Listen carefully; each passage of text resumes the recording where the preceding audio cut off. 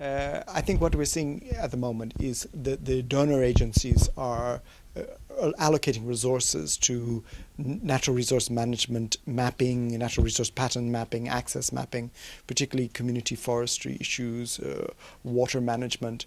So we're seeing the application of GIS happening very widely in Africa and rural areas. And this kit is about participatory methods, so how to put the community at the center of that process. And there is a risk that the mapping that's going on in Africa now can actually make the situation of indigenous peoples worse. It can alienate land, it can misrepresent stories, it can change boundaries.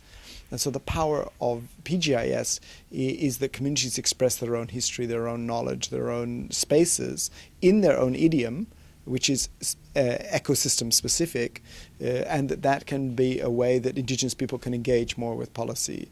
So this kit is like a checklist, a refresher, and a training manual on what is good practice, how to put communities at the center of mapping processes, whether it's a very simple map or very complex. And I think it's the challenge of how to bring many voices to the table, and this type of kit allows very different voices that are not normally heard to come into policy and other types of processes.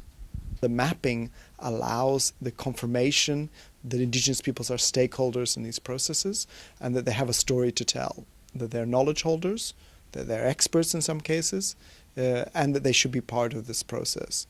So in a way, the map cuts through a lot of other resistance. The good mapping processes allow oral culture to be on a same platform as written cultures and bureaucratic culture.